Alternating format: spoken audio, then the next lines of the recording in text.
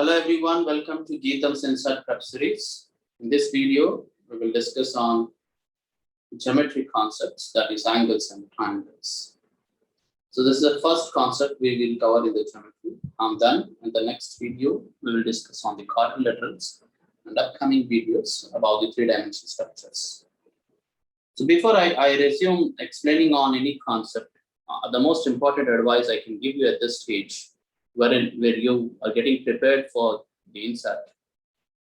So rather practicing or rather mastering on all the concept of geometry, I would suggest you to limit your number of concepts. So do not dig into every concept. Do not just explore all the concepts. It's not required. If you are through with certain concepts, a limited number of certain concepts, which is mostly applicable or mostly used in many of the questions. If you are through with that, and that's really sufficient enough to crack with the questions in the examination. Because if you start understanding each and every concept of geometry, it's a never-ending process because there are plenty of concepts involved in geometry. If you pull out one concept and the other concept is rooted to this concept, and then it keeps going on, so which is having never end. It does not have any end to it. So at this stage, I would only suggest you to work on those concepts which are mostly asked.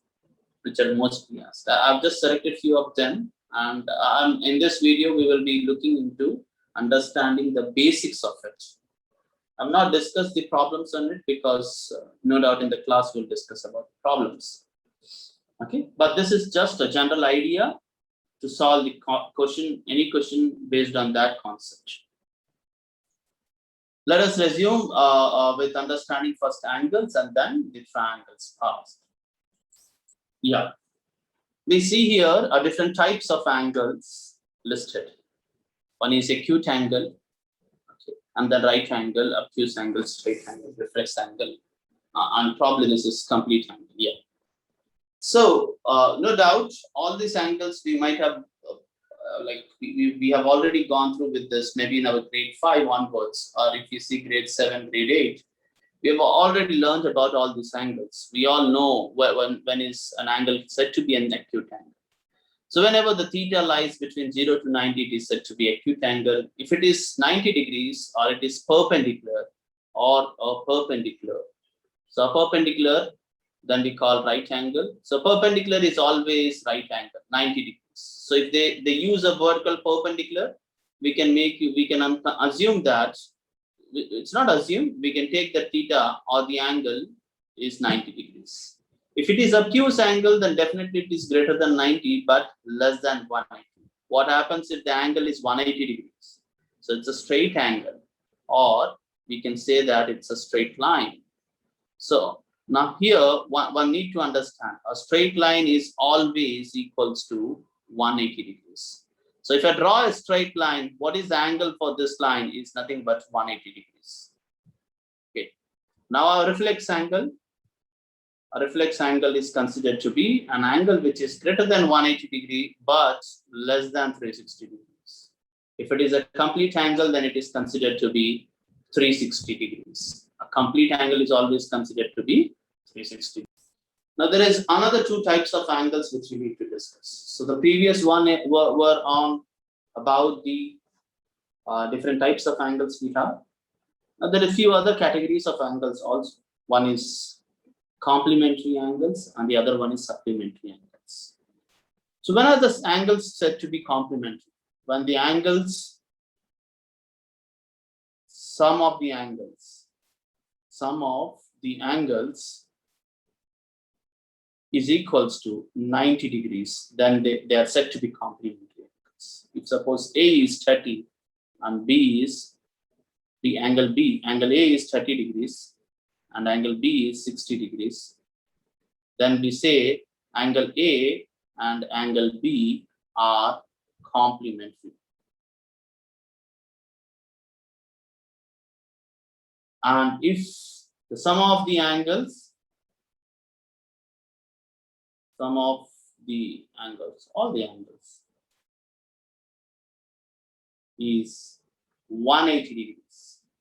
Suppose angle A is 100 degrees, angle B is 80 degrees, then we call angle A and angle B supplementary angles. That does mean that if suppose I say that angle A is 60 degrees, what is the supplementary angle for angle A? Then we can say it is 180 minus 60 is 120 degrees. So two angles are said to be complementary angles when they sum up to 90 degrees. The two angles are said to be supplementary angles when they sum up to 180 degrees. So these are all about the angles. Okay, nothing much about to discuss about the angles, but these are the basic things which we should know when we start solving questions for angle or any geometrical question. Now, now the angles formed between the line. Now see, if I say that there are two lines like L and line M, I've drawn two lines which are intersecting at point O. They are intersecting at point O. So this is called point of intersection. This is called point of intersection. Now this line and line M are intersecting at point O. Now you all know that a line always forms 180 degrees. Now if I take this angle, if I take this angle to be A degrees, then this angle is nothing but 180 minus A degree. Now let me take this line. Now let me take this line, line M. So this is again forming me 180 degrees. This is again forming 180 degrees, wherein this side is 180 minus A. So this is definitely A, because this whole is 180, and 180 minus 180 minus A, it becomes this reduces positive A. If you check it properly, okay, this whole is 180 degrees. Okay, if you observe it clearly, okay, this is 180 minus A, then this becomes A. If I again see this as a line, this is 180 degree. Wherein this is A, then this is again 180 minus A. So from this, we conclude that the vertically opposite angles are equal. When two lines intersect, the vertically opposite angles are equal. The most important takeaway when we understand about angles. Vertically opposite angles are always equal. So this is a captioned one which we can consider too. Probably you may see a question based on this. You may definitely see a question based on this. Now, if I take this particular hack into further understanding, now I take two lines, where is one line intersecting both the lines. So we call this line to be a transpose. So this is line L, this is line M, this is line K, let's suppose, and this is angle A. Now, you know that if this is angle A, then this is 180 minus A. Now, since vertically opposite angles, it's 180 minus A. Again, vertically opposite angles, it's A. Provided that line L and line K should be a straight line. If it is not straight line, then we cannot consider to be this particular thing does not works. Okay, you can see they have to. This only works when they are straight lines. Now, when these two lines, line L and line M, if I say that they are parallel, line L is parallel to line M. So when are the lines said to be parallel? When are the lines said L and M are said to be parallel? When the distance between them, at any point, okay, the gap between them at any point is same. or in very simple words, they never meet each other. So if a line L and M never meet each other, you can definitely take into consideration that they are parallel. So the distance, what I'm talking about, the first point here is the distance at any point, the distance between them. Here, if it is X, here also it will be X. Here also it will be X. Anywhere. Or maybe at somewhere at the end also it will be X on. Because they will never meet. The X is continuing. So they will never meet. Okay.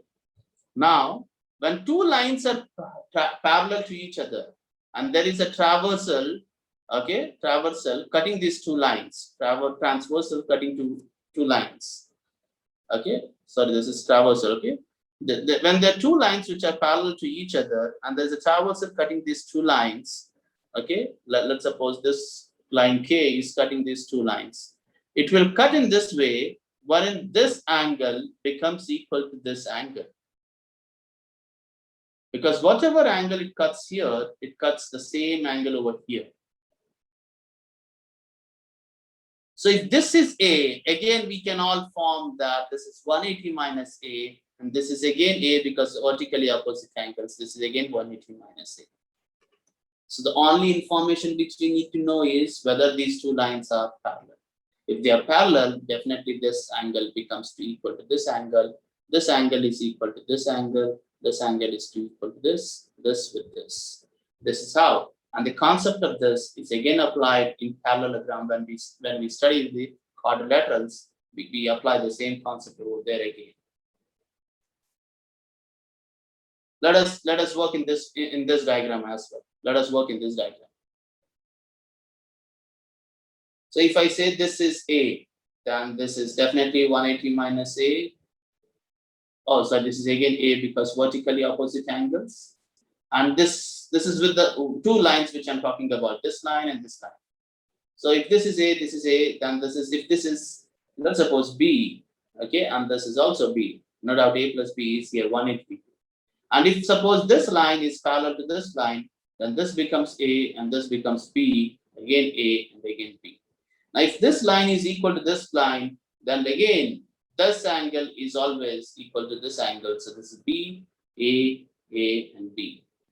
See, just with an information of knowing that the two lines are parallel, we get many of the angles here. How do the question comes to you? Okay, so now here they say that find the value of X. They're asking for the value of X. Okay, this is an easy one to do because what I see here is there is one line. If suppose this is a straight line, this is one straight line L, this is another line M, this is another line N. So you all know that this all together makes you 180 degree. Okay, this all makes you 180 degree. So no doubt it's an easy call. X plus 10 plus X plus 20 gives you 180 degree.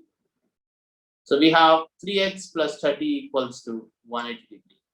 So 180 is written as 3x plus 30, wherein 3x is nothing but 150 and x is equals to 50. And this is an easy one to crack. So with the help of this, again, if I draw a line like this, which is parallel to the line L, and line M is a traversal. Okay, this is line K, which is parallel to L. If K is parallel to L, so if this is 70 degrees, then what is this angle if I'm asking? Now, if I extend this line, this will be again 70 because this is parallel to this line. Now, if this is 70 degrees, then this becomes 110 degrees. So this is how we use the concept of angles. Now about the triangles. When we study about triangles, I just do not want to drive on all the different properties of triangles, but I want to give more focus on a limited number of properties, which is really most important and used in many of the cases. So the foremost property, the first and foremost, is sum of all the angles of a triangle. sum of all the angles of a triangle. So we have sum of all, sum of all the angles equals to 180 degrees. So this is the first and foremost property which we should know about the triangle. Sum of all the angles is equals to 180 degrees. So let's suppose if this is triangle A, B, and C. Okay, so this is how the triangle A is. Okay, generally if they say any the name a triangle like this, let's suppose triangle ABC. Majorly they always you have a habit of reading the triangle in clockwise direction.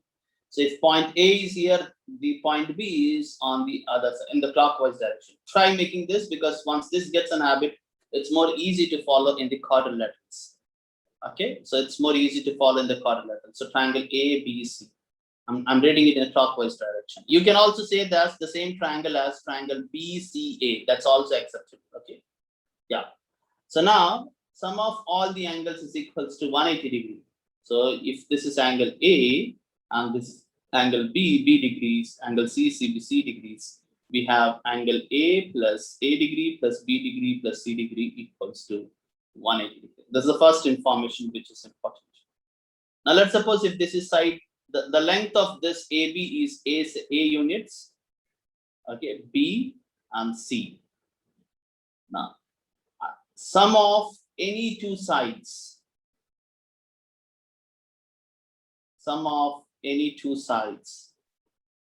is always greater than third side.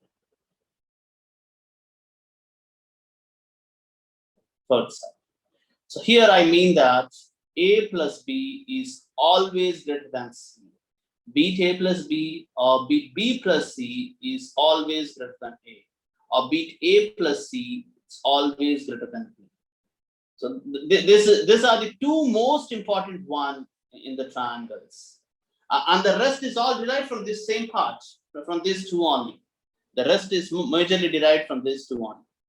Now see, if I extend a line, AC here, now this becomes a 180 degrees, because this is a straight line. It's a straight line. Yes. Okay. Now this is, now let's suppose this is angle D or D degrees. This is D degree. This line, this angle is D degree.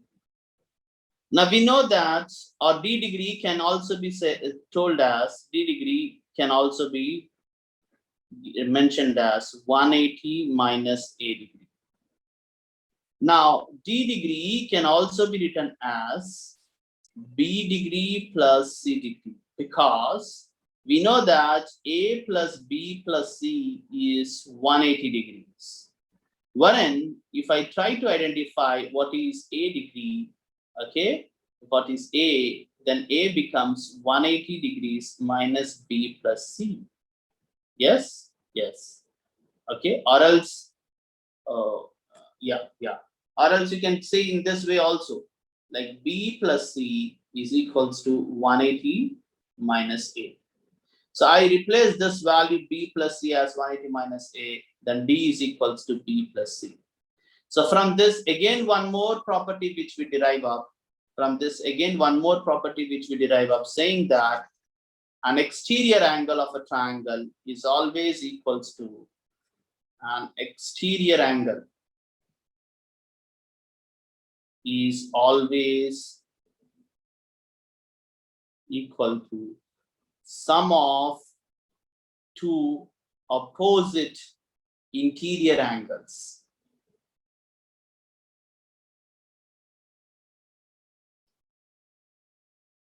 This is another property which we come up with. So sum of two opposite interior angles. So these are the three main properties which I really wanted to bring to your notice. That is, one, the basic and the most fundamental one, the sum of all the angles is equals to 180 degree. The other one, sum of any two sides is always greater than the third side. The third one is an exterior angle is always equal to sum of two opposite interior angles. Now about the angular bisector and the height. This is again important point. If I want to draw the height of a triangle from one point to the base, when I draw the height, it forms a 90° to the base. So the height is always perpendicular. So these are basic informations. There's a basic information which really helps us to solve the tougher ones. Always perpendicular. Let us not work on the too much technically sound concepts on it, but if you stick to this basic fundamentals, that's sufficient to crack the questions. So height is always perpendicular. So when I draw a height for a triangle, I draw it 90 degrees to the base. Now, bisector. Bisector is something which divides into two equal halves. If I say it is a perpendicular bisector, if I say it is perpendicular bisector, perpendicular line is indicated like this. Okay, perpendicular bisector. So it is this line is a perpendicular bisector. That means it forms 90 degrees and divides this base into two halves. If I say it is angular bisector, a line is angular bisector. That means it divides the angle into two halves. This is A by 2. This is A by 2. So this is again important information which you know about the bisectors. Now there are different types of triangles. Now before understanding the different types of triangles, I will just give throw some light on the area of triangle. Now we can find the area of triangle as half base into height. So it depends what base you're taking, and this height is corresponding to the base taken. Let's suppose this particular statement which I've given, additionally you will understand it in the coming when we discuss with the different types of triangle. But this is a generalized expression to find the area of triangle.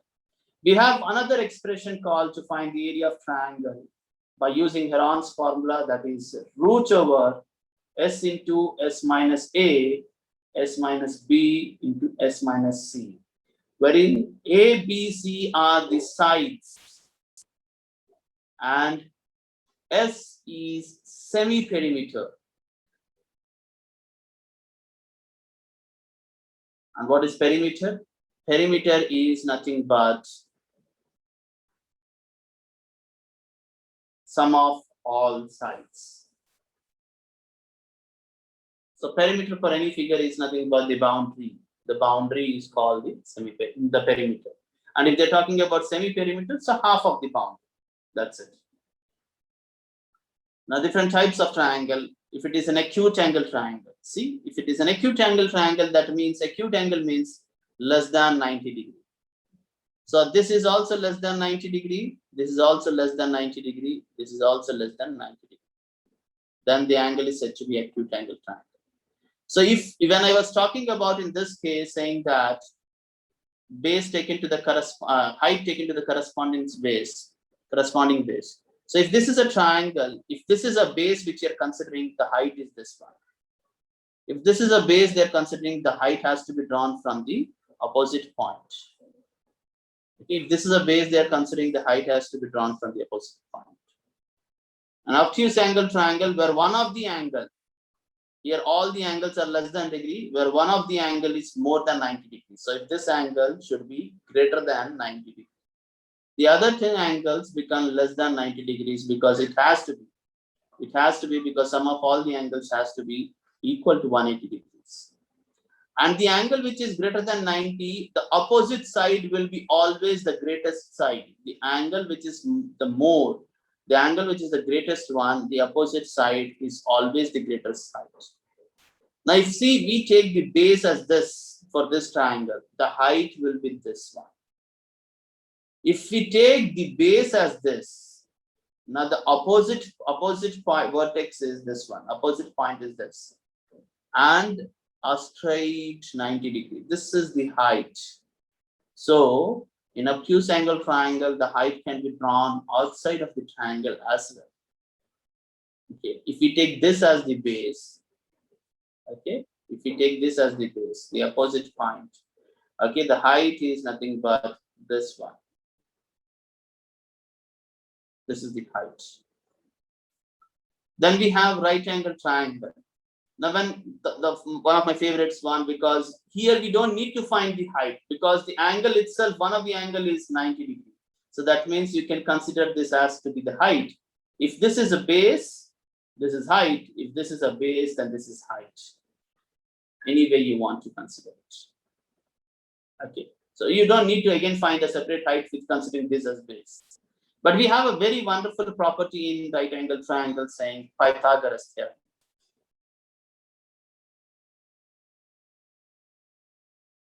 Pythagoras. Saying that if a triangle is right angle triangle, then if this is side A, this is side B, this is side C, with measuring A, B, C, then we have C square equals to A square plus B square. For an example, if there is a right angle triangle having the measurements as 3 and 4, and they want this side, we can apply in this way, that is hypotenuse. We call the largest side of a right angle triangle as hypotenuse.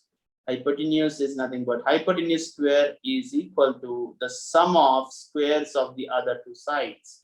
That is 3 square plus 4 square. So we have C square is equals to 9 plus 16. It becomes 25, and C can be positive and negative 5. But you know that the length of the line can never be into negative. So the answer, oh, sorry, this is 5. Okay, the length of the line can be never be negative. So the answer is 5. This is about the Pythagoras theorem. So boys and girls, these are the basic requirement for solving any question of triangle. To my belief, these fundamentals are more than enough to solve the questions on triangles. Yeah, we have a few more other types of triangles, that is equilateral triangle. Yeah, this is again important. What if the triangle with all sides being equal? Then that triangle is called as equilateral triangle. And when all sides of the triangle are equal, okay, then all the angles for that triangle are also equal. So this is equal. This is A degree, this is A degree, and this is A degree. That does mean that 3 times A degree is equals to 180 degree. So A is nothing but 60. So each angle is of 60 degrees in an equilateral triangle. And the height is a perpendicular bisector. A height is a perpendicular and angular bisector in equilateral triangle. Okay, an isosceles triangle that says that 2 sides are equal. Let's suppose this side is equal to this side, and the angles opposite to the equal sides are also equal. So the angle opposite to this side, okay, is this one, and the angle opposite to this side is this one. So these two are also equal. So this is A degree, this is A degree. This is of a different measurement. In this also, the height of the isosceles triangle is perpendicular bisector. A scalene triangle is something wherein neither of the sides are equal to each. I mean, all the sides are distinguished and all the angles are also different. There we cannot say the height is a perpendicular bisector or an angular bisector. So these are important things. Now, when it comes to finding the area of equilateral triangle, no doubt this is a general formula which we have half base into height. We can also have another optimized expression directly finding root 3 by 4 a square or else side square. This is again derived from this part only. This is again derived from this part, which is again derived from the Pythagoras theorem. Okay, fine. With this, we'll call upon the video. Thank you for watching this video.